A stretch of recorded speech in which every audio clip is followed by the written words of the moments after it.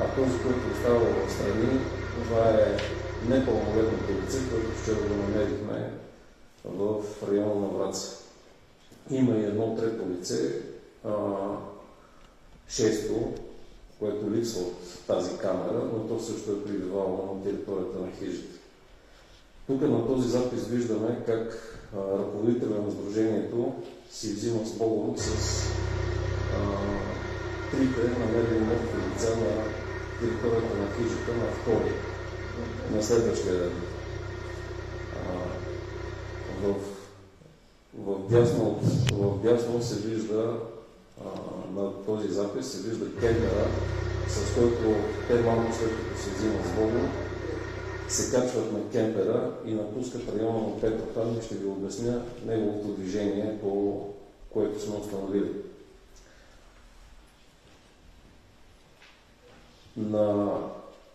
На следващия запис, който е в 16 часа същия ден, ще видите вече самите три лица, които са намерени мъртви на по-късен период, с субтитри, как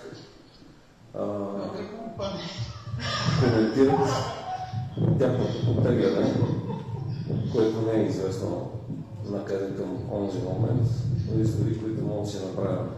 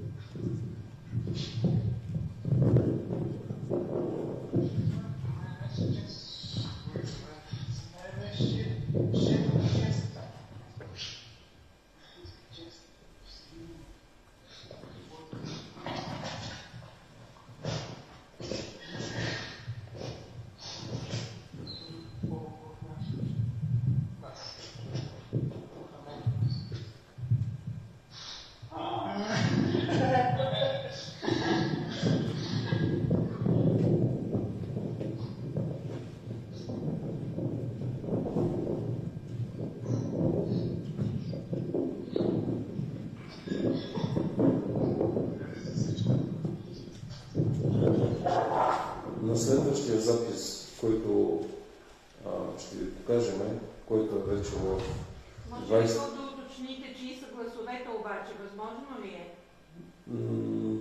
Аз мога да ги кажа, с риск след това някой да ме обвини в разкриване на лични данни, но ще ви кажа, че на първи лицата, които виждаме, че говорят и са намерени като мъртви на втори на обяд, са Дечо Илиев, Ивайло Иванов и Пламен Станев.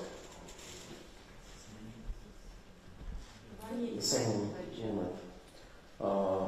Липсващите лица са Ивайло Калушев, ръководител на сдружението, Николай Златков и Александър Маркулев, които бяха намерени в вчерашния ден на територията на Враца, близо до връх Колчица.